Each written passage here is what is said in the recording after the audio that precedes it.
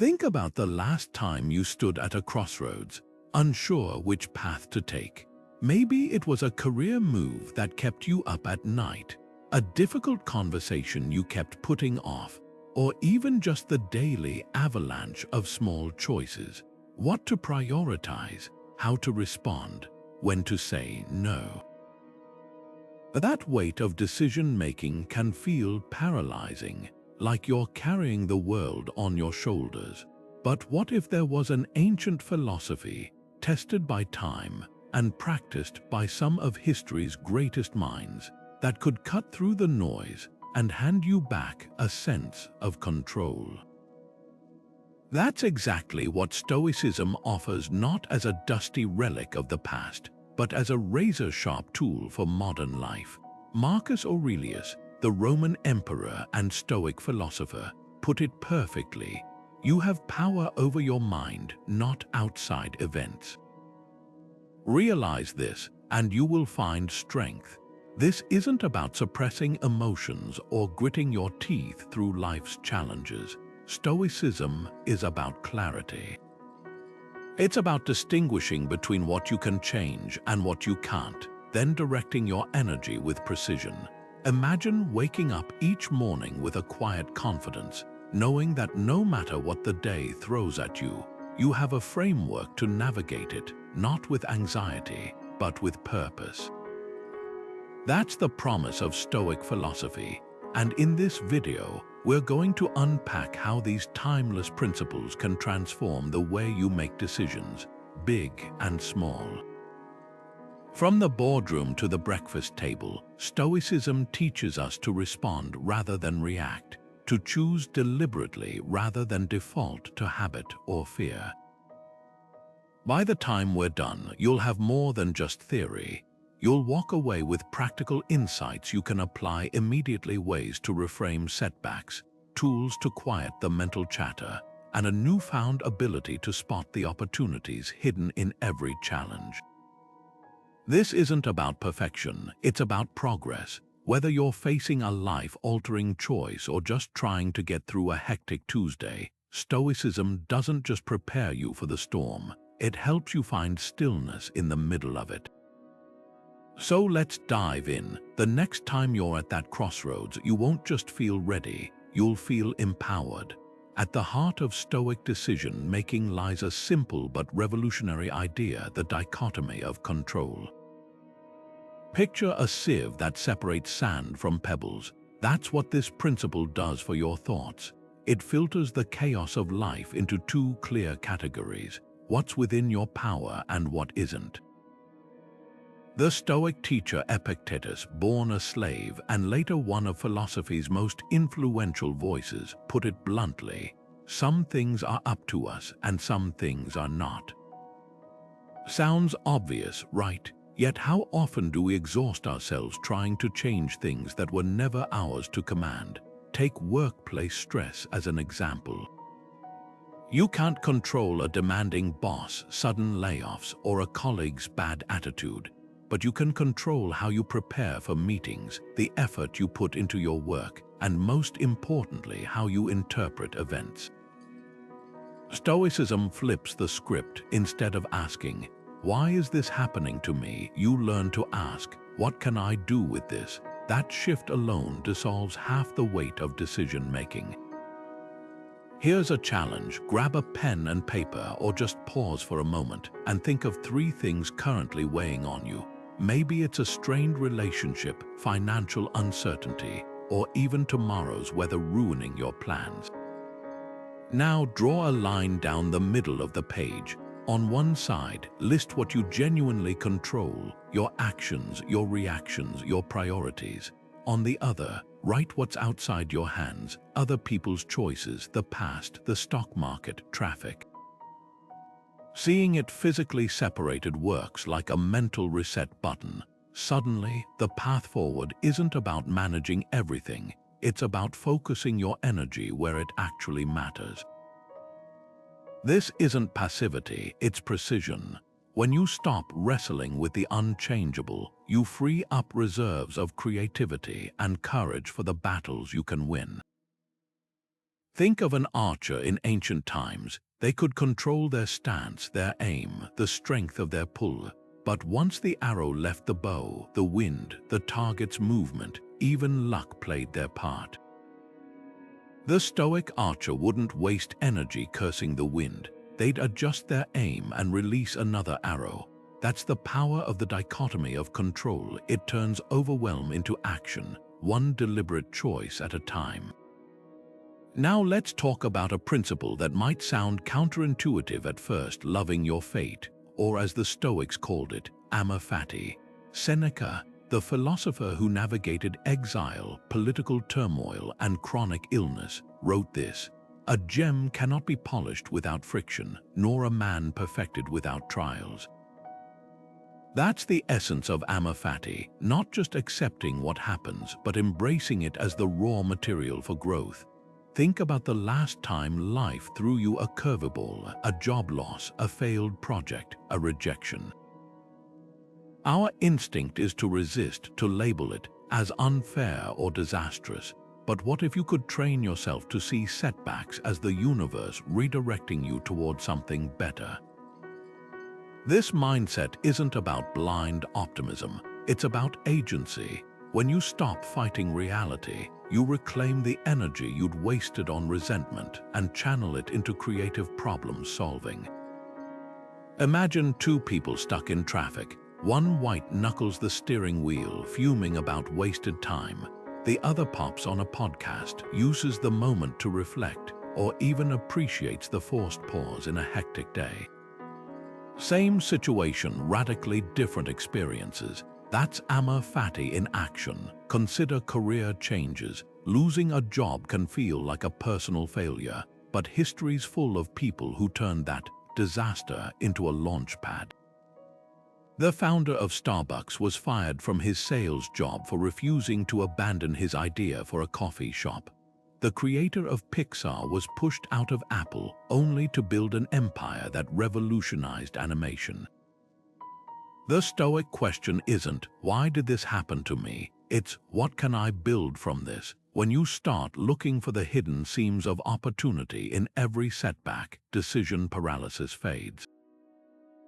You're no longer waiting for perfect conditions. You're working with what you have, and that's where real momentum begins. So here's a challenge. Look back at a recent disappointment, a plan that fell through, a goal you missed. Instead of focusing on what went wrong, ask yourself, what did this free me up to do? What strengths did it force me to develop? How might this be a pivot I didn't see coming? The answers might surprise you, because Amor Fati isn't just philosophy, it's a daily practice of turning obstacles into fuel. And the more you do it, the lighter your decisions feel, because every outcome, good or bad, becomes raw material for what's next. There's a powerful Stoic exercise that might seem strange at first, deliberately imagining everything that could go wrong. The Roman philosopher Seneca called it premeditatio malorum, or the premeditation of evils. He wrote, "He robs present ills of their power who has perceived their coming beforehand." At first glance, this sounds pessimistic. Why dwell on the worst? But here's the twist. By mentally rehearsing adversity, you strip it of its power to shock or paralyze you. Think of it like a fire drill. No one hopes for a fire, but practicing the escape route means you won't freeze if the alarm sounds. Take a major life decision, say, starting a business. The fear of failure can be crippling, but what if you sat down and vividly pictured every possible setback? The first client says no, the product launch flops, the budget runs dry. At first, this feels uncomfortable, even scary. But something remarkable happens when you sit with those scenarios. You start problem solving. You realize you'd pivot, adjust, or even laugh at the absurdity of it all. Suddenly, failure isn't a monster under the bed. It's just another possible outcome, one you're prepared to face. That's the gift of negative visualization. It turns fear into familiarity. Here's how to try it today. Pick a decision you're wrestling with, big or small. Close your eyes and imagine the worst-case scenario playing out in detail. Feel the emotions, picture the fallout. Now ask yourself, what would Stoic resilience look like here? How would you adapt? Who could you ask for help? You'll notice something shifts. The worst loses its fangs because you've already lived through it in your mind. And when you open your eyes, you're left with a quiet confidence, not because the stakes disappeared, but because you've proven to yourself that you can meet them. This practice isn't about expecting disaster, it's about reclaiming agency. The athlete who visualizes stumbling during a race isn't inviting failure, they're preparing to recover gracefully. The speaker who imagines forgetting their lines isn't manifesting embarrassment, they're rehearsing how to improvise. Stoicism teaches us that the obstacle is the way. By facing our fears head-on in the safe space of our minds, we transform them from roadblocks into stepping stones. And that's how premeditatio malorum becomes not just a tool for decision-making, but a compass for living bravely. One of the most radical ideas Stoicism offers is the discipline of desire, not the suppression of wants, but the realignment of them. Marcus Aurelius put it plainly, very little is needed to make a happy life. That's a startling statement in a world that screams at us to chase more money, more followers, more possessions, more experiences. But the Stoics weren't preaching deprivation, they were pointing to freedom. When you untangle your happiness from external things you can't fully control, you discover something extraordinary. Contentment isn't something you acquire, it's something you choose. Think about how we typically approach desire. Society conditions us to treat wants like a shopping list, check off one achievement, and immediately another appears. The promotion leads to wanting a higher title. The new car loses its luster the moment a newer model hits the showroom. It's exhausting. Stoicism flips this script by asking a simple but profound question. Is this desire serving my character or chaining it? Temperance, one of the 4 cardinal Stoic virtues, isn't about saying no to everything, it's about saying yes to the right things. Consider 2 people at a dinner party. One obsesses over the menu, frets about the wine selection, and leaves dissatisfied no matter how exquisite the meal. The other savors each bite, connects deeply with the people around them, and leaves nourished in body and soul. Same event, wildly different experiences. That's the discipline of desire in action. It's not about what's on your plate, it's about how you relate to it. Here's where it gets practical. Take a moment to examine one desire that's been tugging at you. Maybe it's the itch for a newer phone when yours works fine, the envy of a colleague's success, or even the relentless pressure to cram more into every day. Now ask yourself, what would happen if I released this, not with resentment but with curiosity? You might find space opening up, space for gratitude, for presence, for the quiet joy of enough. This isn't about settling, it's about sovereignty. When you stop letting external markers dictate your worth, you reclaim the power to define it yourself. The entrepreneur who chases impact rather than vanity metrics sleeps better at night. The artist who creates for love rather than likes finds deeper fulfillment. The discipline of desire isn't a one-time choice, it's a daily practice of asking, does this want expand me or exhaust me?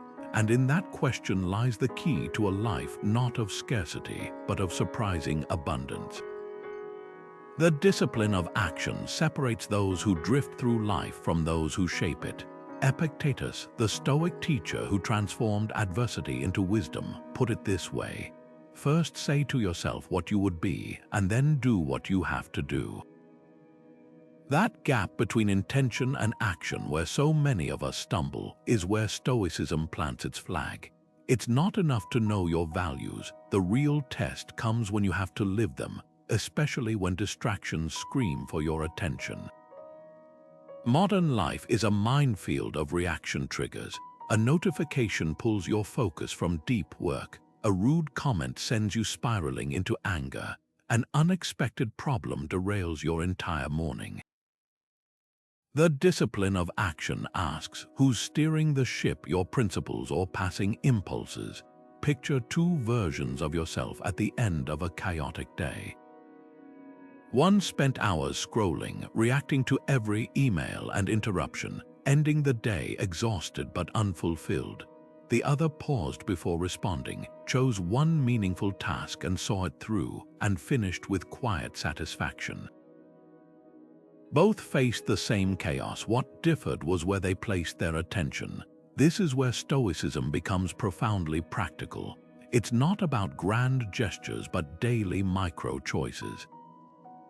The writer who turns off Wi-Fi to finish a chapter, the parent who puts down their phone during dinner, the leader who listens instead of interrupting.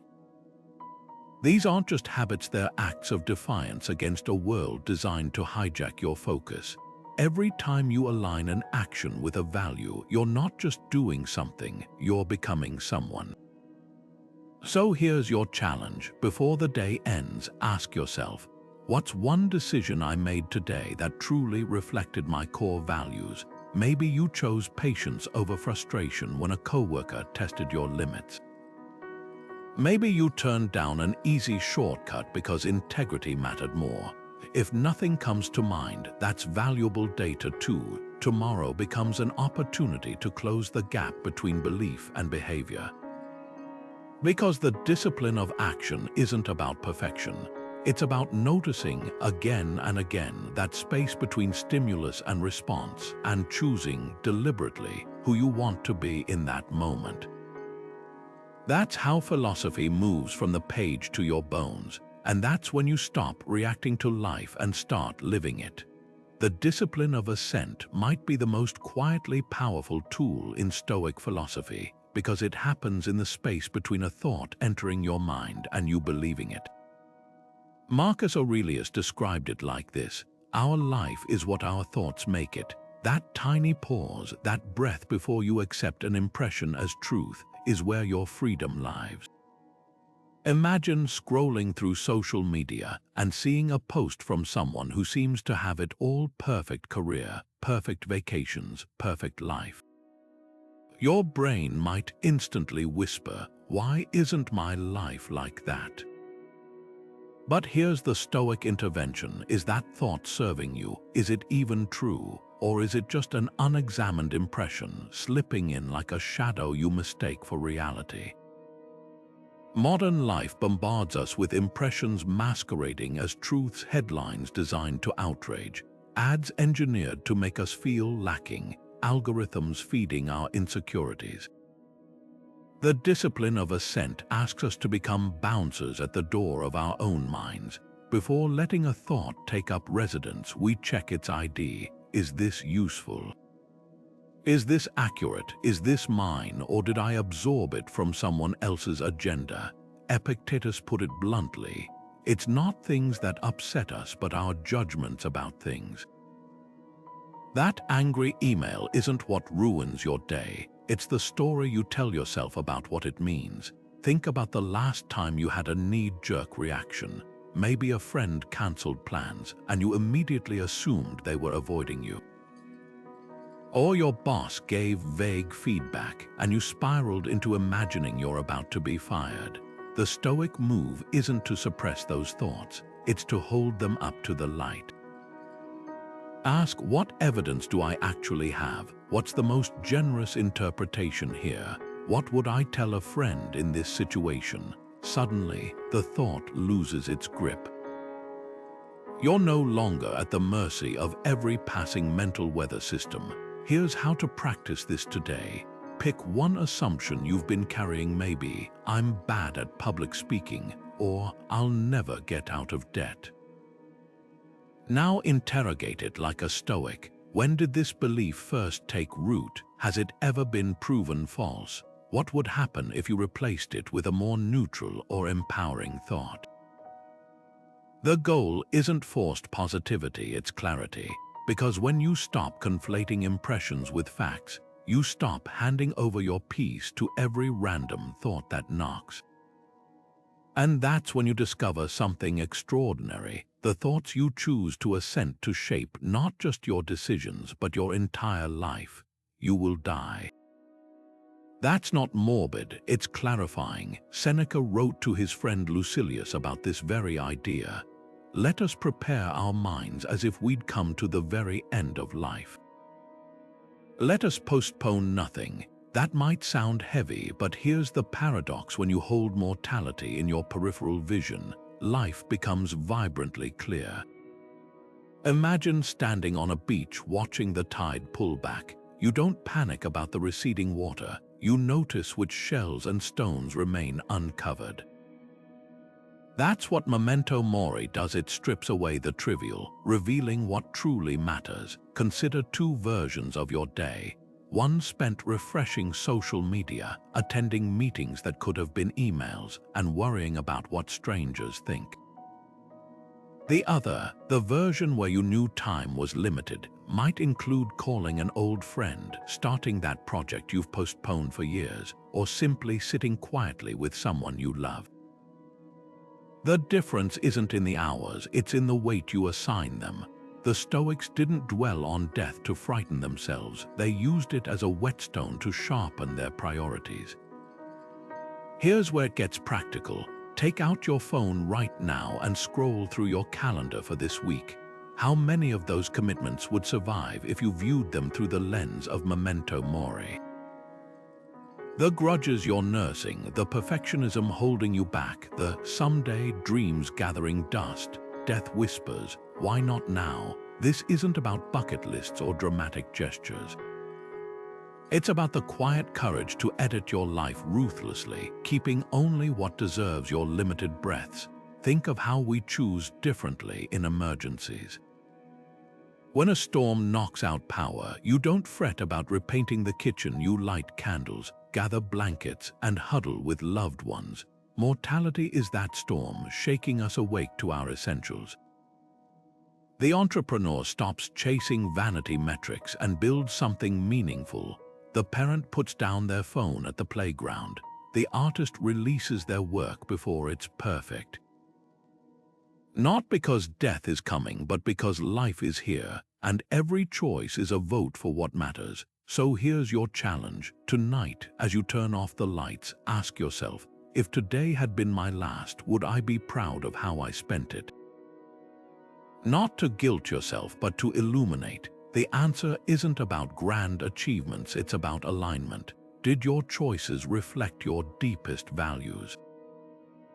Did you leave things unsaid that should have been spoken? Did you take for granted gifts that won't always be there? That's the power of Memento Mori. It doesn't just clarify your decisions.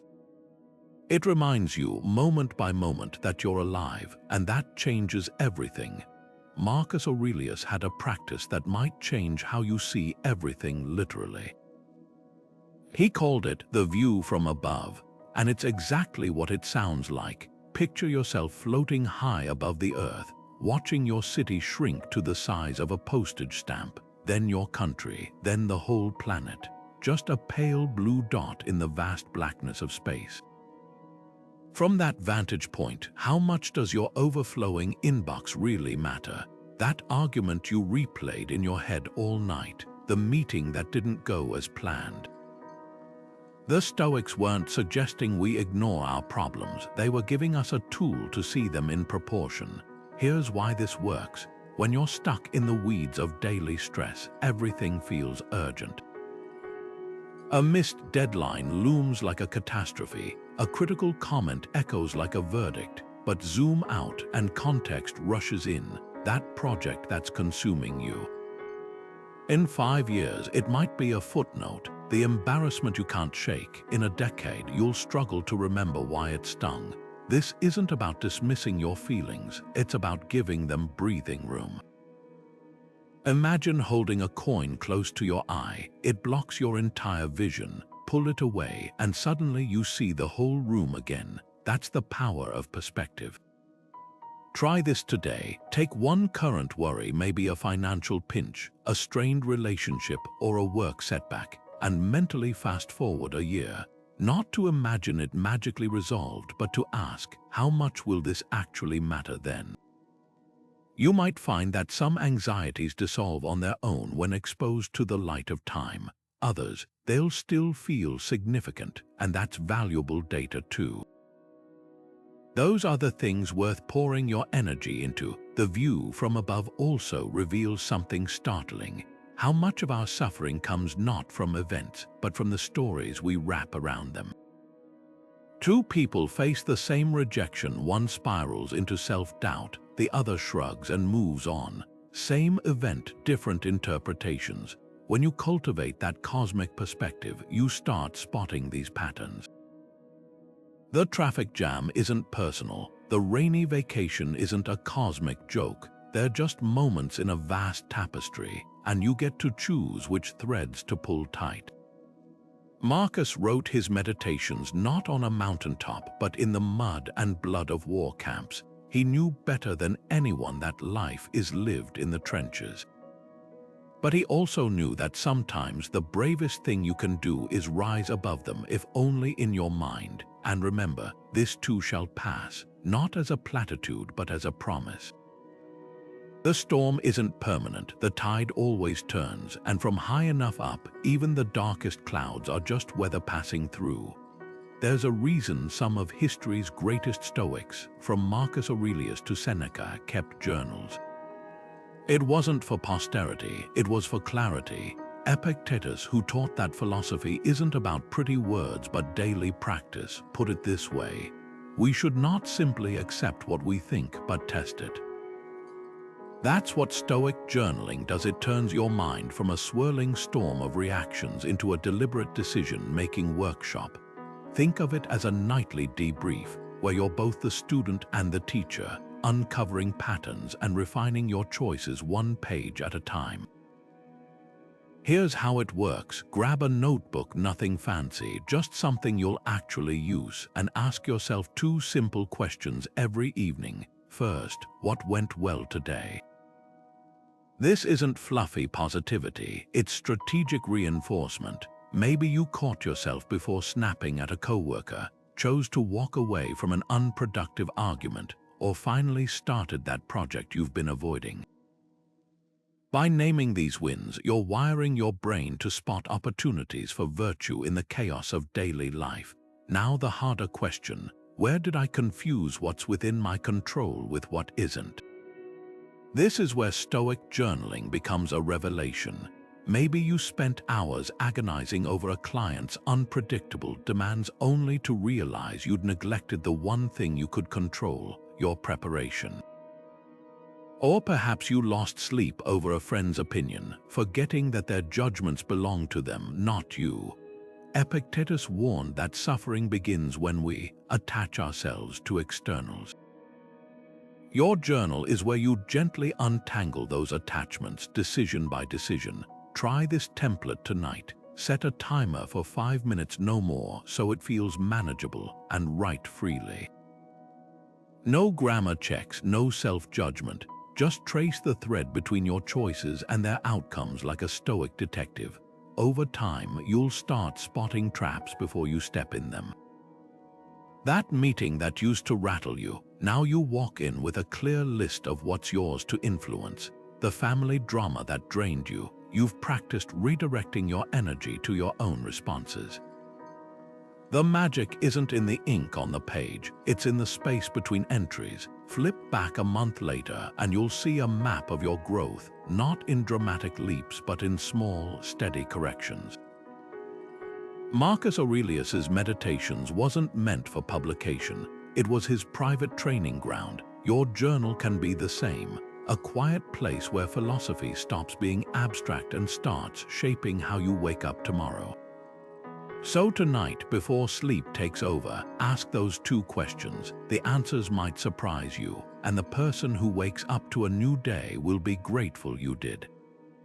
Seneca once wrote, "It is not that we have a short time to live, but that we waste much of it." At first glance, that might sound like a call to hustle harder, but the Stoic twist is far more liberating. What if the secret to a meaningful life isn't about adding more, but consciously subtracting? Imagine your mind as a cluttered room. Every unnecessary commitment, every half-hearted yes, every distraction you tolerate is another item crammed onto the shelves. Decision fatigue sets in not because life is inherently overwhelming, but because we've forgotten how to say no to what doesn't serve us. The Stoics didn't just practice minimalism with their belongings, they applied it to their attention, their time, even their social circles. Consider how we make decisions today. A typical morning might involve choosing what to wear from an overstuffed closet, scrolling through dozens of news alerts, then juggling a calendar packed with meetings, many of which could have been an email. By noon, your mental bandwidth is shot. Contrast that with Seneca's approach. He regularly practiced poverty, temporarily giving up comforts to remind himself how little he actually needed. He wasn't punishing himself, he was sharpening his clarity. When you strip away the non-essentials, what remains isn't deprivation. It's the space to focus on what truly matters. Here's the practical magic of subtraction. Think of a recent decision that drained you. Maybe it was planning an event no one enjoyed, or attending a networking gathering that left you exhausted. Now ask what would have happened if you declined. Often, we fear missing out or disappointing others, but the Stoics recognized a deeper truth. Every yes to something trivial is a no to something meaningful. The entrepreneur who stops chasing every shiny opportunity discovers the power of depth. The parent who guards family dinners from unnecessary commitments finds connection in the quiet. Try this today. Open your calendar or to-do list and pick one item, not the easiest to remove, but the one that, if gone, would free up energy for your highest priorities. Maybe it's a recurring meeting that's lost its purpose, a social obligation you dread, or even a self-imposed expectation that no longer fits who you're becoming. Don't just cancel it, replace it with intentional space. Use those reclaimed minutes to read, to think, or simply to breathe. That's the art of Stoic subtraction. It's not about doing less, but about making room for what deserves your finite days. The irony, we often assume focus means mustering more willpower, but the Stoics knew better. Real focus comes from removing the distractions that fracture your attention in the first place. Like a sculptor chipping away marble to reveal the statue within, each act of conscious removal reveals more of who you're meant to be. So tonight, as you review your day, ask not just what you accomplished, but what you had the wisdom to leave undone. History offers us a gallery of Stoic decision-makers not as untouchable statues, but as flesh and blood humans who faced impossible choices with remarkable clarity. Take Cato the Younger, the Roman senator who became a living symbol of integrity. When Julius Caesar marched on Rome, sparking civil war, Cato faced an agonizing decision: compromise his principles to survive, or stand firm knowing it would cost him everything. He chose the latter not out of recklessness but from profound alignment with his values. Centuries later, we remember not Caesar's victory, but Cato's unwavering commitment to what he believed was right, even as his friends begged him to bend. That's the power of Stoic role models. They don't just show us how to choose, they remind us why our choices matter long after we're gone. But Stoicism isn't confined to ancient texts. Look around today, and you'll find modern Catos in unexpected places. Consider the whistleblower who risks career and reputation to expose corruption, or the single parent working 2 jobs while responding to their child with patience instead of exhaustion. These everyday Stoics rarely make headlines, but their quiet discipline in aligning actions with values is just as transformative. The teacher who stays late to help a struggling student, the nurse who treats each patient with dignity despite burnout, the entrepreneur who turns down easy profits to uphold ethical standards, they're all part of this unbroken lineage. Here's what these role models share: a refusal to let external chaos dictate internal integrity. When the stock market crashes, the Stoic investor doesn't panic sell, they revisit their long-term strategy. When criticism pours in, the Stoic artist doesn't scrap their vision, they separate useful feedback from noise. This isn't about stubbornness, it's about discernment. As you reflect on the people who inspire you, whether historical giants or the colleague who always keeps their cool under pressure, ask yourself, what specific qualities draw me to them? Is it their courage to stand alone, their ability to find joy in simplicity, their refusal to blame circumstances for their choices? Try this exercise today. Pick one person, living or historical, whose decision-making you admire. Now dissect a single choice they made, not just the outcome, but the thought process behind it. How did they distinguish between what was and wasn't within their control? What virtues did they prioritize when stakes were high? Then flip the mirror. Where could you apply those same principles in your current challenges? Role models aren't meant to be worshipped, they're meant to be reverse engineered. Their lives become blueprints we can adapt to our own unique circumstances, proving that wisdom isn't dated, it's recycled by each generation that chooses to live deliberately.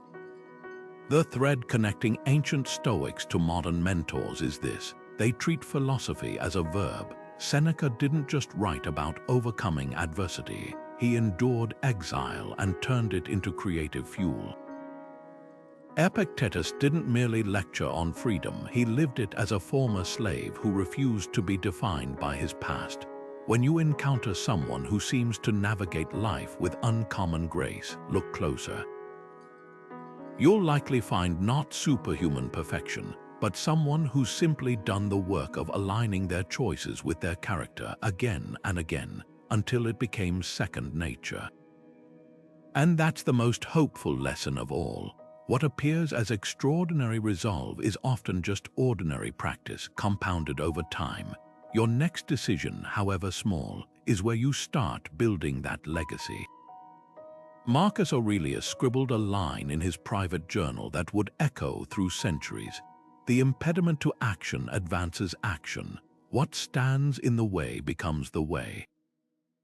At first glance, it sounds like a paradox. How can a roadblock also be the path? But this is the heart of Stoic alchemy, the art of transforming obstacles into fuel. Consider the story of Wilma Rudolph, the Olympic sprinter who as a child wore a leg brace after surviving polio. Doctors said she'd never walk normally, let alone run. Yet every time she stumbled during training, she didn't see weakness, she saw information. Each fall taught her how to redistribute her weight. Each failure refined her technique. By the 1960 Olympics, she wasn't just running. She was leaving the world's fastest women in her dust, earning 3 gold medals. Her obstacle didn't disappear. It became the very thing that forged her unbeatable stride. This principle isn't reserved for athletes or emperors. Think about the last time you hit a professional wall. Maybe a project got cancelled, or a client rejected your proposal. The initial sting is real, but Stoicism asks us to shift the question from "why did this happen?" to "what can I extract from this?" A startup founder whose first venture collapsed might discover that failure taught them more about scalable systems than any MBA program. A writer facing rejection after rejection might realize those no's were forcing them to hone their voice until it became undeniable. Even daily frustrations, the cancelled flight, the missed connection become opportunities to practice patience or creative problem solving. Here's the practice hidden in the principle. Grab a sheet of paper and draw 2 columns. On the left, list 3 current obstacles, maybe a skill gap at work, a strained relationship, or even just chronic lack of time. Now, in the right column, answer this. How could this exact challenge be secretly serving me? The micromanaging boss might be training you in diplomacy. The tight budget could be sharpening your resourcefulness. The loneliness of working remotely might push you to build deeper, more intentional connections. This isn't about toxic positivity, it's about strategic reframing. The obstacle is the way doesn't mean ignoring pain, it means mining it for wisdom. When a musician develops arthritis and can no longer play their instrument, they might discover a talent for teaching that impacts hundreds of students.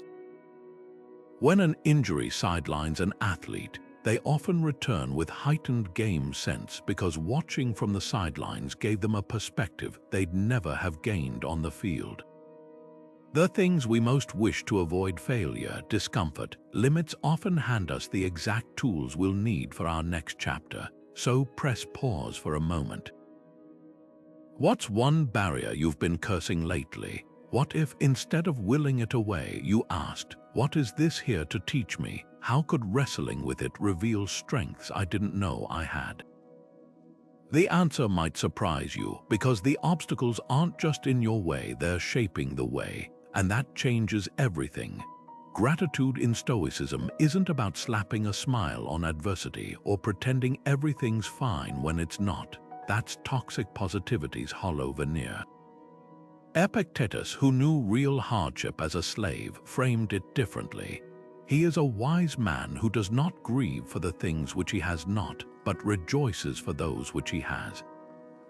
That distinction cuts to the bone. Toxic positivity shouts, "Look on the bright side," while stomping on genuine pain. Stoic gratitude whispers, "This too is part of life," and finds footing in what remains. Imagine two people losing their jobs. One forces themselves to chirp, "Everything happens for a reason," while stuffing down panic. The other acknowledges the fear, then inventories their transferable skills, their support network, even the unexpected gift of time to reassess. Both face the same storm, but only one builds an ark from the wreckage. This practice reshapes how we make decisions, especially in a world addicted to FOMO, the fear of missing out. Social media peddles the illusion that somewhere, someone is always living shinier, more photogenic lives. But Stoic gratitude flips the script.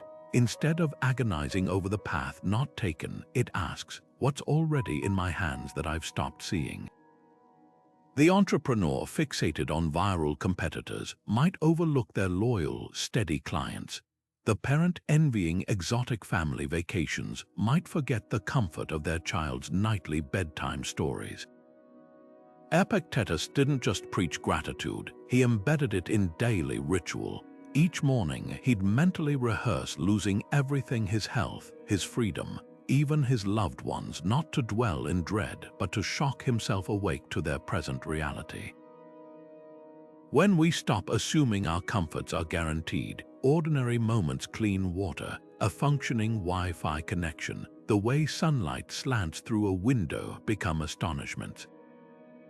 Try this today. Take a routine object you interact with, your coffee mug, your smartphone, your front door key, and trace its journey to your hand. The miners who extracted its materials, the engineers who designed it, the truck drivers who delivered it. Suddenly, the mundane becomes a collaborative miracle. That's Stoic gratitude in action, not just saying thanks, but seeing the invisible threads that hold your world together. When you cultivate that lens, FOMO loses its grip. How could you covet someone else's highlight reel when you're too busy marveling at your own unscripted, unfiltered life? So here's the challenge. Look around right now and name 3 things you've stopped noticing precisely because they're always there. The chair supporting you, the electricity powering your device, the lungs filling effortlessly with air. Then go deeper. What's one recent decision you made from a place of scarcity, chasing what you lacked, that might have shifted if you'd first inventoried what you already held? Gratitude isn't passive, it's a strategic recalibration. And in that recalibration, you'll find something unexpected. The choices that once felt like sacrifices start feeling like sovereignty. Viktor Frankl, the psychiatrist who survived Nazi concentration camps by clinging to meaning, gave us a Stoic truth that changes everything. Between stimulus and response there is a space. In that space is our power to choose. That tiny gap, often no longer than a heartbeat, is where freedom lives. Picture a driver cutting you off in traffic. Your body tenses, your jaw clenches, maybe your finger hovers near the horn. That's the stimulus. What happens next? The shouted curse, the aggressive lane change, or the deep breath as you let it go. That's where your power waits. Stoicism trains us to widen that space, to stretch milliseconds into moments of clarity where we reclaim authorship of our lives. Modern neuroscience confirms what the Stoics knew intuitively. Our brains are wired for snap judgments. The amygdala, that ancient alarm system, can hijack our rational mind in nanoseconds. But here's the game changer. With practice, we can rewire the circuit. Think of it like building a mental speed bump. The boss's harsh email arrives, and instead of firing off a defensive reply, you stand up, walk to the window, and count 5 slow breaths. In that pause, something extraordinary happens. The initial surge of emotion doesn't disappear, but it stops calling the shots. You become the observer of your reactions rather than their prisoner. Try this breath-counting technique next time you're at a decision crossroads. Inhale for 4 counts, hold for 4, exhale for 6. The uneven exhale triggers your parasympathetic nervous system like a brake pedal for stress. Ancient Roman senators used to run their fingers along the ridges of their togas during heated debates, a tactile reminder to slow down. Today, you might trace the edge of your phone screen or feel the weight of a wedding ring. The physical anchors the mental, creating just enough space to ask, is this response aligned with who I choose to be? Now consider where you most need this pause. Is it when your teenager rolls their eyes at you for the 3rd time before breakfast? When you reflexively check social media instead of starting that creative project? Or perhaps when facing a major life choice where fear whispers, play it safe. Identify one recurring situation where reactions tend to override responses. Tonight, rehearse it mentally, not the triggering event, but the pause itself. See yourself noticing the tension rise, feeling the impulse to react, then deliberately expanding that space. Like a muscle, this grows stronger with repetition. Frankl's insight echoes Seneca's. We suffer more in imagination than in reality. The pause is where we test that theory, where the imagined catastrophe meets the breath and often dissolves. Every great Stoic, from slave to emperor, mastered this art not by eliminating emotions, but by refusing to let them autopilot their choices. Your next decision, however small, is a chance to stretch that space a little wider. And in that expansion lies an unexpected gift, the realization that most of what rattles us can't shake us unless we hand it the reins. Stoic courage isn't the absence of fear, it's the willingness to act in spite of it. Seneca, who faced exile, political betrayal, and chronic illness, wrote this: "Sometimes even to live is an act of courage." That's the Stoic twist. Bravery isn't reserved for battlefields or grand gestures. It's in the small, daily choices where comfort and growth collide. Think about the last time you hesitated to speak up in a meeting, to set a boundary with a loved one, or to admit you were wrong. That tightness in your chest, that's the moment Stoicism meets you, not by dismissing the fear, but by asking, what's worth doing anyway? Consider how comfort zones operate. They're not just physical spaces, they're mental routines, emotional safe harbors where risk feels minimized. But here's the paradox: the same walls that protect you also confine you. The entrepreneur clinging to a failing business model because pivoting feels terrifying. The artist refusing to share their work, haunted by what if they hate it. The parent avoiding tough conversations with their teen, dreading conflict. Stoicism reframes these moments not as threats, but as invitations. Seneca put it plainly: difficulties strengthen the mind as labor does the body. Every time you choose action over avoidance, you're not just solving a problem, you're training your courage muscle. Let's make this practical. Imagine you've been offered a job abroad, better pay, fresh challenges, but it means leaving family, friends, and the familiar behind. Fear whispers all the reasons to stay. What if you fail? What if you're lonely? Stoic courage doesn't silence those voices. It acknowledges them, then asks, what if you thrive? What if this is the growth you've been needing? The key isn't recklessness, it's weighing risks with clear eyes. Fear becomes data, not a dictator. Here's your challenge.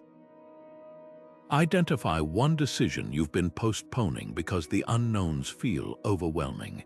Maybe it's ending a stagnant relationship, investing in that course, or finally having the hard conversation with your boss.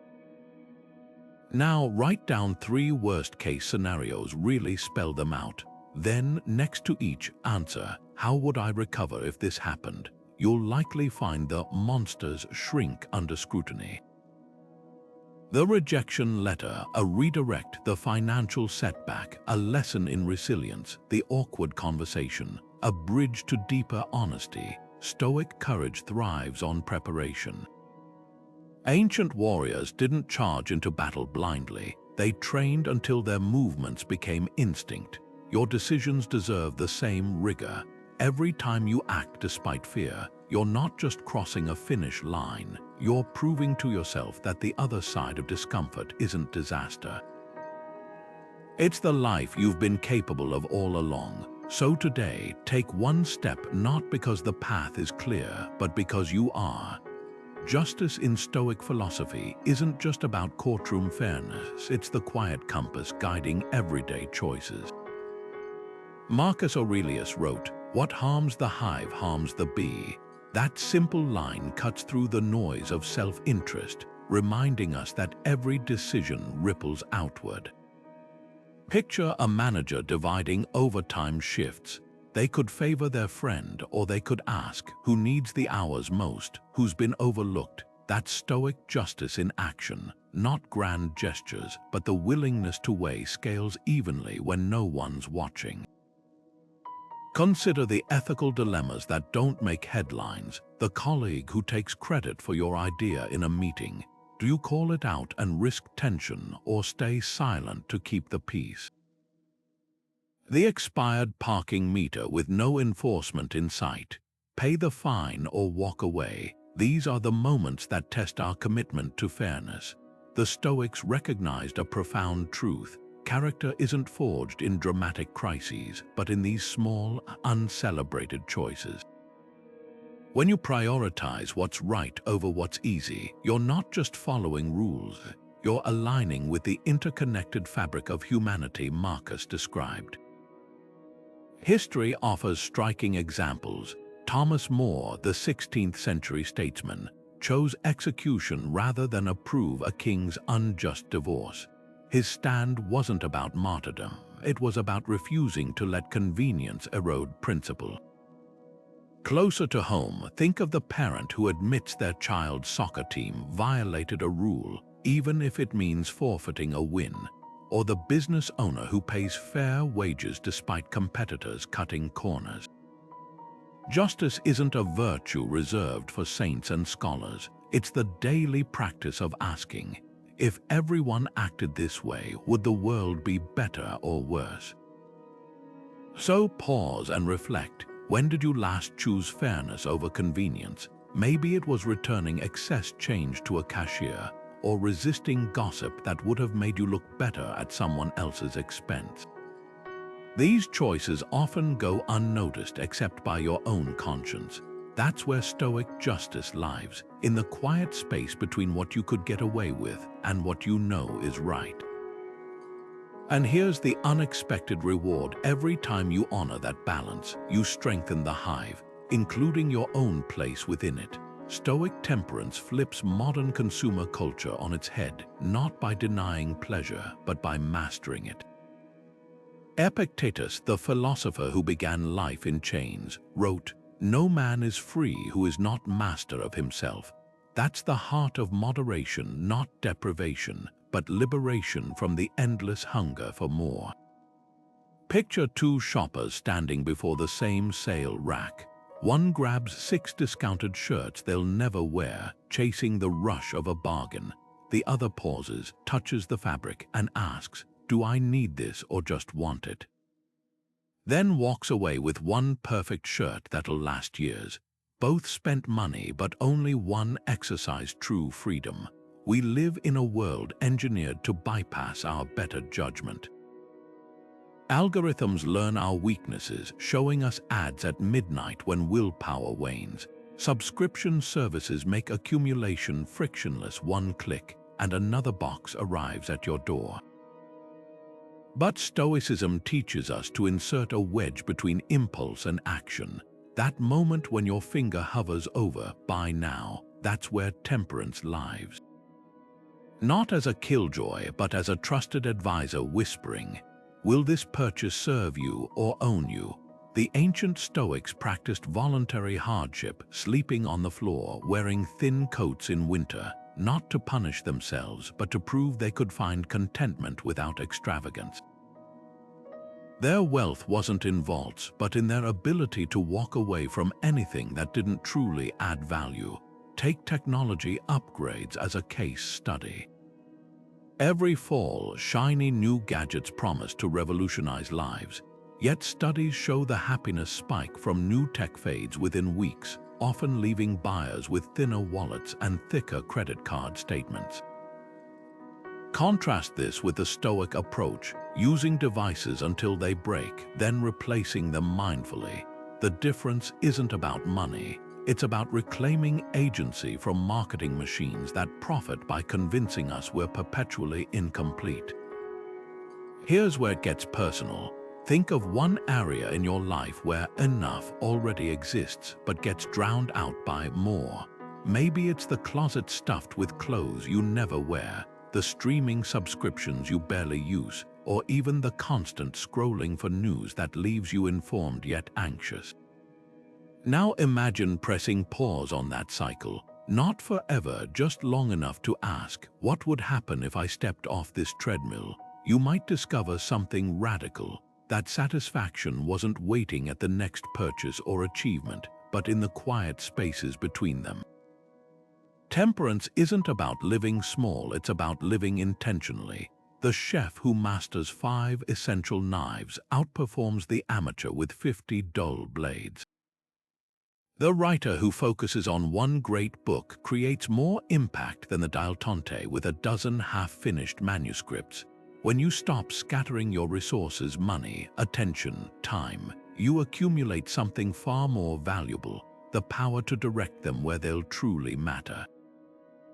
So tonight, as you walk past that store window or dismiss another push notification, remember Epictetus's challenge. Freedom isn't secured by filling our coffers, but by emptying our wants. Path to abundance might just be learning when to say enough. Zeno, the founder of Stoicism, drew a line in the sand between knowledge and wisdom. We have 2 ears and 1 mouth, so we can listen twice as much as we speak, but the wise man knows when to break this rule. That's the essence of discernment, not just accumulating information, but developing the instinct to know what deserves your attention and what doesn't. Picture standing in a library where every book shouts its title at you. That's modern life, endless podcasts, push notifications, hot takes, and algorithms all clamoring for your mental real estate. The Stoic skill isn't just filtering noise, it's recognizing when the loudest voices are often the least valuable. Take a decision you faced recently, maybe a career move, a relationship crossroads, or even something as simple as whether to weigh in on a heated group chat. How much time did you spend drowning in pros and cons lists, scrolling through advice columns, or polling friends? Now contrast that with moments when you silenced the noise and trusted your gut. There's a reason some of history's most pivotal choices, from Einstein trusting his intuition about relativity to Oprah leaving her news anchor job to start a talk show, weren't made on spreadsheets. They emerged from a quieter place where accumulated experience meets subconscious clarity. Here's the paradox: discernment isn't about rejecting analysis, it's about knowing when analysis becomes paralysis. The Stoics practiced this through morning rituals. Before diving into the day's chaos, they'd ask, what's essential? Not urgent, not flashy, but essential. That simple filter cuts through 90% of decisions before they even land on your mental desk. Imagine applying this to your inbox. Instead of reacting to every message in order, you'd first ask, does this align with my core responsibilities or values? The rest delete, delegate, or delay. Think back to a choice where your intuition outmaneuvered overthinking. Maybe it was trusting a job candidate's character over their polished resume, or choosing a less traveled path on a hike that led to an unforgettable view. These moments reveal a truth the Stoics cherished. Wisdom isn't just what you know, it's what you notice when you stop trying to know everything. Your gut isn't magic, it's your subconscious synthesizing patterns even your conscious mind hasn't articulated yet. Like a sailor who senses a storm shift before the instruments register it, discernment is the art of listening to that quiet knowing beneath the noise. So here's today's challenge. Pick one decision, big or small, where you've been circling in analysis. Set a timer for 5 minutes. Write down every pro, con, and shred of advice you've gathered. Then put the pen down, close your eyes, ask, if I could only choose one thing to care about here, what would it be? The first answer that surfaces before your inner critic revs up, that's your Zeno moment. The Stoics didn't reject reason, they just knew when to stop arguing with it. And sometimes wisdom isn't about finding the right answer, it's about uncovering the question you should have been asking all along. Seneca once wrote, "Associate with those who will make a better man of you. Welcome those whom you yourself can improve." That simple advice cuts straight to the heart of Stoic community. Not just who you spend time with, but what you create together. Think about the last conversation that left you energized versus one that drained you. Maybe it was a friend who challenged your assumptions with thoughtful questions, compared to a coworker who endlessly complained about the same problems without seeking solutions. The difference isn't just mood, it's momentum. Stoicism teaches that we're shaped by our environment far more than we realize. Like a plant leaning toward sunlight, we unconsciously bend toward the attitudes of those closest to us. History offers a striking example. When the young Marcus Aurelius was chosen as heir to the Roman Empire, his adoptive father, Emperor Antoninus Pius, surrounded him with philosophers instead of sycophants. These mentors, like Junius Rusticus, who gifted Marcus Epictetus's teachings, weren't there to flatter but to forge. They asked hard questions, modeled intellectual humility, and held the future emperor accountable to his principles. Contrast that with Nero, who filled his court with yes-men, insulating himself from dissent until his paranoia and excess destroyed him. The lesson: the company you keep isn't just company, it's the invisible curriculum of your character. Modern life amplifies this dynamic. Social media algorithms herd us into echo chambers that reinforce our biases. Work cultures normalize gossip or burnout. Even family gatherings can become minefields of outdated expectations. The Stoic approach isn't to cut everyone off, but to audit influences with ruthless clarity. Ask yourself, who in my circle speaks truths I need to hear, even when it's uncomfortable? Who celebrates my growth rather than my comfort? Who drags me into petty dramas or fuels my worst impulses? This isn't about judgment, it's about recognizing that time is your most finite resource, and every relationship withdraws or deposits into your emotional reserves. Consider the Japanese practice of moe small, lifelong groups formed to support each other's health, finances, and purpose. Like a Stoic mastermind, these circles provide both accountability and refuge. You don't need formal structures to cultivate this. It might be the colleague who shares your commitment to ethical business, the workout partner who pushes you to show up on rainy mornings, or the friend who listens without rescuing you from necessary struggles. The key is intentionality. As Seneca warned, there are certain people who only stay sober because others are watching. So here's your challenge. Map your inner circle, not just who you see most, but whose voices linger in your mind afterward. Place them in 3 categories: those who sharpen you like a whetstone to a blade, those who sustain you offering steady ground when you're unsteady, and those who subtly erode your values even if they mean well. Some relationships will span categories, others may need renegotiating. This isn't about perfection. Even Seneca had toxic friends he struggled to leave, but awareness. Because the Stoic path isn't walked alone. It's walked alongside those who remind you, through word and deed, that the best version of yourself isn't just possible, it's being lived into, one choice at a time. Marcus Aurelius left us a quiet bombshell in his Meditations. You could leave life right now. Let that determine what you do and say and think. That's kairos, the ancient Greek concept of seizing the right moment, not just counting minutes. Modern life tricks us into confusing motion with progress, answering emails at midnight to feel productive, cramming calendars with meetings that could have been memos, mistaking exhaustion for achievement.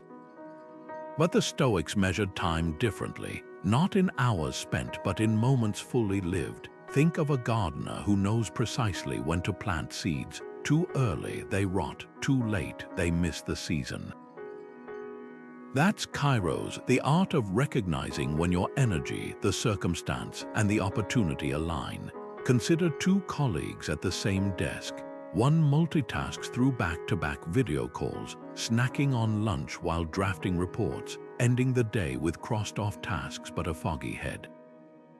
The other blocks 2-hour focus sessions, takes real walks between meetings, and dedicates afternoons to deep work, leaving earlier but accomplishing twice as much. Both worked all day, but only one understood kairos. The difference isn't discipline, it's discernment. Seneca nailed it. Life is long if you know how to use it. Here's where Stoicism collides with modern hustle culture. We've been conditioned to glorify busy as a badge of honor, while the Stoics saw it as a failure of priority. Picture a ship captain so focused on swabbing the deck they miss the changing winds that could have carried them home. That's what happens when we sacrifice strategic pauses for the illusion of control. The Roman farmer turned Stoic Cotto would schedule idleness, not to laze but to reflect. He knew that stillness isn't wasted time, it's the fertile soil where clarity grows. Your challenge: identify one habitual time waster that's masquerading as necessity. Maybe it's the compulsive inbox refreshing that fractures your focus, the social media scroll that eats into creative hours, or even the quick errands that derail entire mornings. Now apply the kairos test. Does this activity align with your deepest priorities, or is it just filling space? The Stoics weren't anti-work, they were anti-trivial. Marcus didn't journal at dawn because he had spare time. He carved out time because he knew morning reflection set the tone for everything else. Try this reframe today. Instead of asking, "How can I squeeze more in?" ask, "What can I eliminate to make room for what matters?" The answer might surprise you, because kairos isn't about managing the clock. It's about remembering moment by moment. That time isn't just passing, you're trading it for something. Make sure the exchange is worthy. Epictetus, the former slave turned philosopher, drops a truth bomb that still lands 20 centuries later. Make the best use of what is in your power and take the rest as it happens. That's Stoic detachment in a nutshell, not apathy, but a fierce commitment to pouring everything into your effort while holding outcomes lightly. picture an archer in ancient Greece. They can control their stance, their aim, the strength of their draw, but once the arrow leaves the bow, the wind, the target's movement, even luck take over. The Stoic archer doesn't measure success by whether the arrow hits the bullseye, but by whether they executed each controllable step with excellence. That shift changes everything. Now bring this into your job search. You polish your resume, tailor each cover letter, prepare meticulously for interviews. These are your stance, your aim, your draw. But the hiring manager's mood that day, the internal candidate you didn't know about, the algorithm that buried your application, those are the wins. Most of us waste emotional energy white-knuckling results we can't command, refreshing our inbox every 5 minutes, agonizing over silence, interpreting rejections as personal failures. Stoicism flips the script. What if you measured your job hunt not by offers received, but by lessons learned and skills sharpened? Suddenly, every no becomes data, not defeat.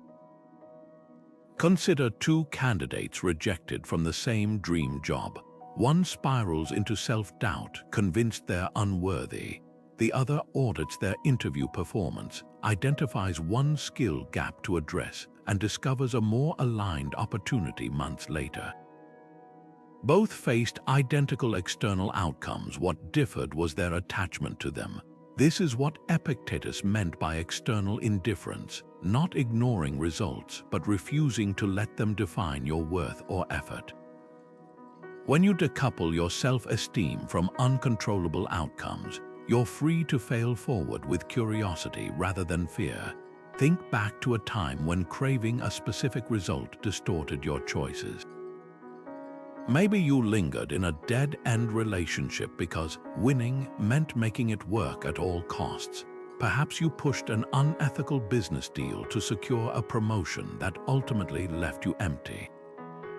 Attachment whispers that happiness lies on the other side of that one outcome. But Stoicism reminds us that real peace comes from knowing we showed up fully, regardless of the scoreboard. Here's the practice hiding in the principle. Next time you face a high-stakes situation, a pitch, a performance review, a difficult conversation, define success in advance by what's truly yours to control. Not "they must say yes," but "I will listen deeply and speak with integrity." Not "I need this promotion," but "I'll showcase my growth honestly." You'll discover something liberating. When your worth isn't tied to external validation, you become bulletproof, not because outcomes always go your way, but because you've already won where it counts. Marcus Aurelius, the most powerful man in Rome, wrote these humbling words to himself: "If anyone can prove me wrong and show me my mistake, I'll gladly change. What I seek is the truth which never harmed anyone." That's Stoic humility in action, not weakness, but a fierce commitment to reality over ego. Imagine 2 leaders facing plummeting sales. One doubles down on their failing strategy, silencing dissenters. The other gathers their team and says, "I missed something, help me see it." The difference isn't intelligence, it's the courage to admit blind spots. Take Alan Mulally, the CEO who rescued Ford from collapse during the 2008 financial crisis. His first move wasn't a grand strategy, it was a cultural reset. At executive meetings, he replaced polished PowerPoints with color-coded reports where red indicated problems. Initially, managers hid struggles to appear competent. Then Mulally shared his own red flags publicly. That vulnerability cracked the facade. Soon, engineers admitted safety flaws, designers confessed rushed prototypes, and together they fixed what no one had dared name. Ford became the only automaker to survive without a government bailout. Mulally's secret weapon, the Stoic recognition that clinging to the illusion of infallibility is far riskier than admitting ignorance. This principle isn't just for boardrooms. Think about the last time you dug in your heels during an argument, maybe with a partner over parenting styles or a colleague about a project direction. Recall that moment when you realized you were wrong but hesitated to say it. Now flip the memory. When has admitting "I don't know" or "you're right" actually freed you? The student who asks the stupid question that half the class needed answered. The parent who apologizes to their child, modeling accountability. The friend who says, "Tell me more, I want to understand your side." These aren't concessions, they're upgrades. Stoic humility operates like a mental decluttering tool. Every time you release the need to be right, you create space to actually get things right. The chef who tweaks a recipe after customer feedback ends up with a best-selling dish. The scientist who publishes corrected data strengthens their credibility. Even in personal growth, admitting "this habit isn't serving me" is the pivot point where change begins. Ego insists, "I built this, so it must be good." Wisdom asks, "Could it be better?" Here's the litmus test. When facing a tough call, ask yourself, am I resisting this feedback because it's truly flawed, or because it bruises my self-image? The answer often reveals where ego's masquerading as judgment. Like Marcus scribbling in his journal to stay grounded despite imperial power, humility isn't about thinking less of yourself, it's about thinking of yourself less. And in that shift, something remarkable happens. The world stops being a mirror reflecting your worth and becomes a classroom instead. Every critique, a potential lesson, every adversary, an unwitting teacher. Even failure becomes data rather than indictment.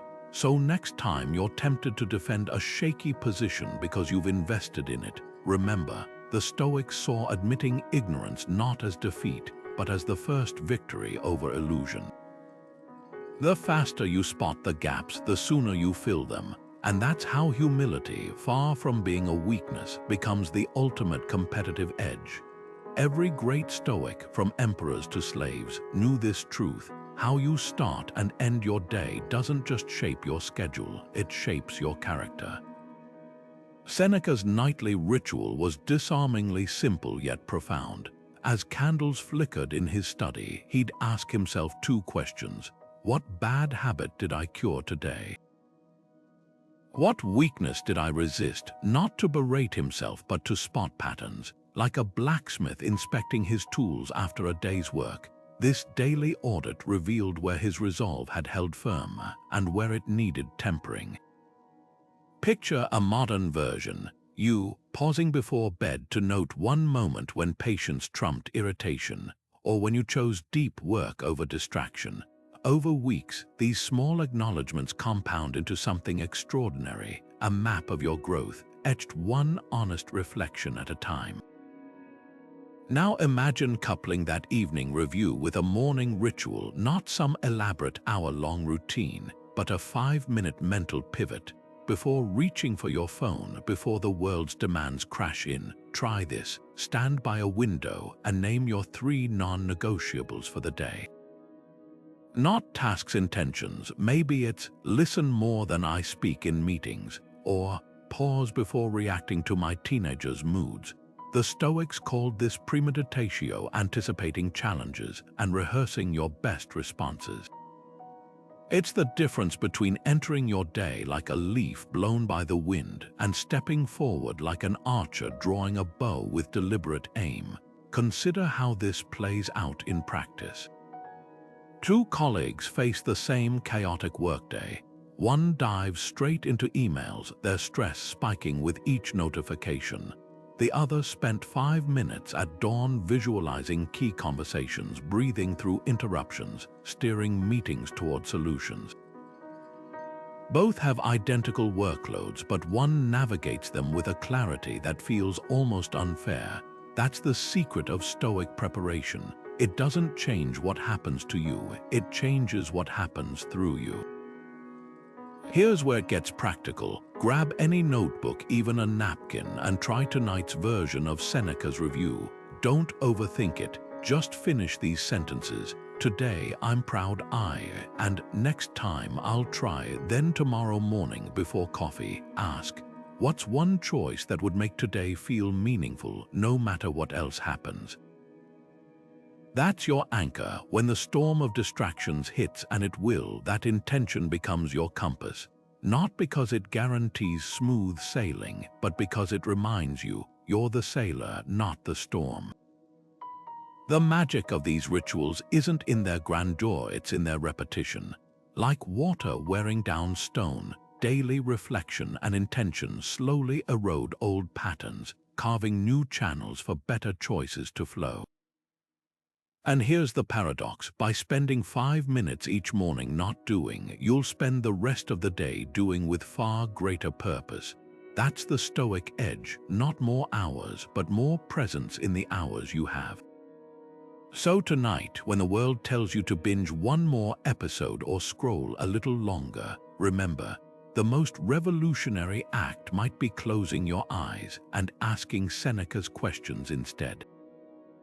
Tomorrow's you will thank today's you for that gift. Marcus Aurelius, the philosopher emperor who carried the weight of an empire on his shoulders, left us this unexpected gem. Life is short. The fruit of this life is a good character and acts for the common good. So stop making your life harder by pretending it's a tragedy.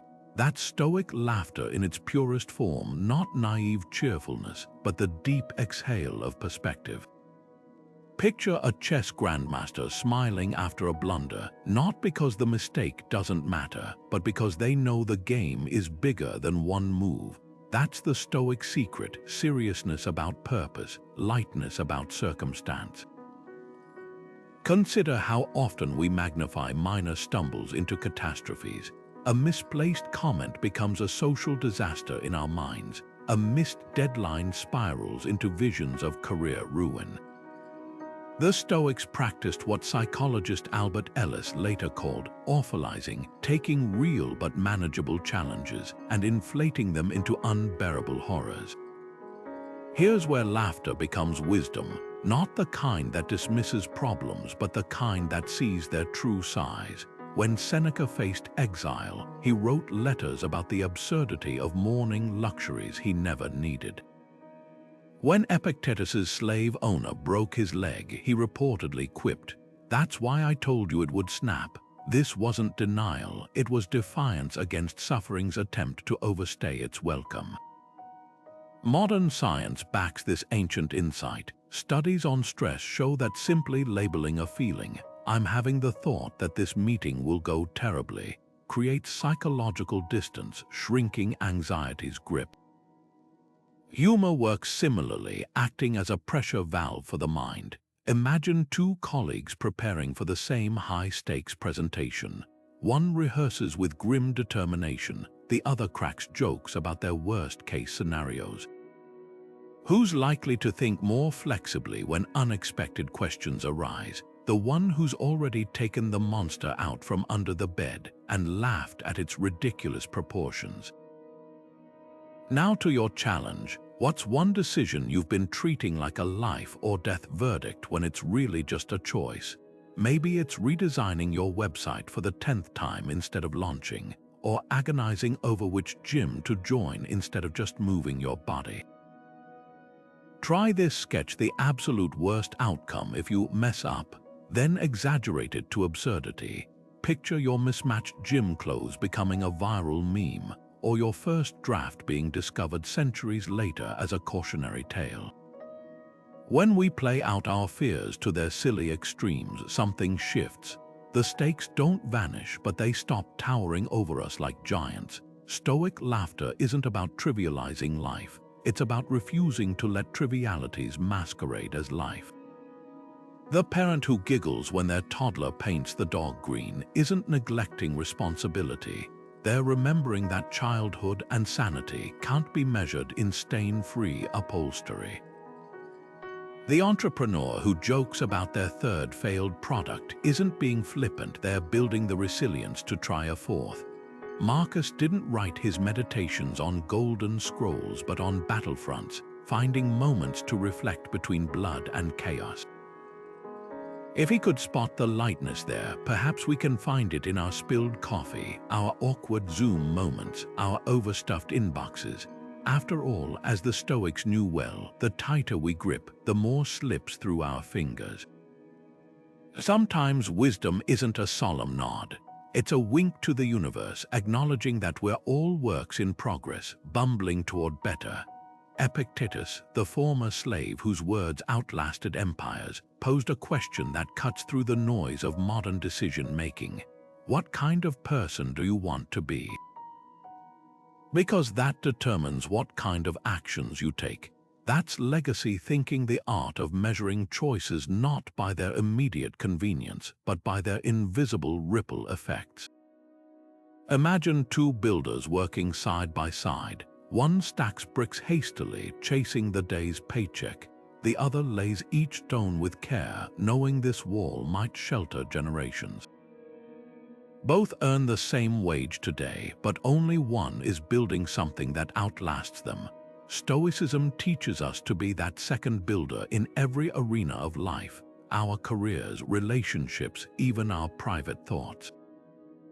Take social media as a case study. The short-term win, a snarky comment that racks up likes or a half-truth shared for clicks.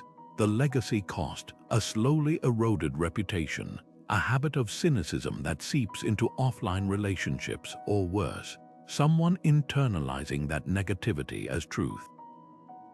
Contrast that with the influencer who risks lower engagement to share substantive ideas, or the ordinary user who chooses kindness in heated threads. Their restraint plants seeds they may never see bloom. Legacy isn't about grandeur, it's about the quiet accumulation of choices that either fortify or fracture the world's moral infrastructure. History offers a striking parallel in the Roman architect Vitruvius. While others designed for flashy monuments, he insisted on foundational integrity, proper drainage, load-bearing walls, materials that weathered storms. His peers laughed until their buildings crumbled. 2,000 years later, we still study his principles. That's the Stoic approach to decisions. Will this hold under pressure? Will it serve whoever inherits the consequences? Here's where it gets personal. Picture your 80-year-old self sitting across from you at a cafe, not as a wrinkled abstraction, but as a real person, someone who's lived with the sum total of your choices. What would they thank you for starting today? What would they beg you to stop? Maybe it's that lingering resentment you're nursing, knowing it will harden into bitterness. Or the creative project you keep postponing, aware that decades of some days lead to a specific flavor of regret. Legacy thinking isn't about monumental achievements. It's about recognizing that your current life is already the future you once imagined. Try this exercise tonight. List 3 versions of your legacy: the professional, how colleagues will describe your contributions; the personal, what loved ones will remember; and the private, the truths only you'll carry. Now trace backward what present decisions feed each version. The executive chasing quarterly targets at all costs might see their professional legacy shrink to a spreadsheet footnote, while the employee who mentored others leaves fingerprints on countless careers. The parent who prioritized presence over perfection builds a legacy no eulogy can capture. Epictetus, who endured slavery yet spoke of inner freedom, understood this deeply. His legacy wasn't in monuments or titles, it was in the students who carried his teachings forward, who quoted him to their own students, creating an unbroken chain to this moment right now. That's the secret. Legacy isn't left behind, it's passed forward. So when you stand at life's crossroads, ask not just what's easiest now, but what will this make possible or impossible later? The answer might surprise you, because the best choices aren't just good for today's you. They're gifts to the person you're becoming and to the world you'll one day leave behind. Let's take a step back and look at the ground we've covered. Stoicism isn't about building an impenetrable fortress around your emotions. It's about learning where to place the drawbridge. You've seen how the dichotomy of control separates the sand from the pebbles, how Amor Fati turns setbacks into secret allies, and how negative visualization strips fear of its power. These aren't just philosophical concepts, they're levers you can pull to transform decision-making from a source of stress into a workshop for growth. Think of the last week. How many choices would have unfolded differently if you'd asked, "Is this mine to carry?" or "What could this obstacle be teaching me?" That's the Stoic shift. Every crossroads becomes fertile soil, not quicksand. Marcus Aurelius, who ruled an empire yet wrestled with the same human frailties as any of us, left this compass point. You have power over your mind, not outside events. Realize this and you will find strength. That's the heart of it. Resilience isn't about avoiding storms. It's about remembering you're the sailor, not the wreckage. Presence isn't mystical. It's the daily practice of showing up to your life instead of watching it scroll by. And control, it's the liberating realization that while you can't dictate every outcome, you can always choose your stance. Here's your invitation, not to master Stoicism in a day, but to let it master one decision today. Maybe it's pausing before reacting to a provocation, or rewriting a frustration as a lesson. Perhaps it's finally crossing off that item you've pretended was out of your hands. The goal isn't perfection, it's progress. Drop a comment below. Which principle landed most powerfully for you? Was it Epictetus's arrow, Seneca's gratitude, or the mental fire drills that prepare you for life's surprises? Your insights might light the way for fellow travelers. Because Stoicism was never meant to be solitary, it's a conversation across centuries, and now across screens. The next time life whispers or shouts a challenge, you'll have more than just philosophy. You'll have tools tested, practical, and ready to wield. The only question left is, which one will you pick up first?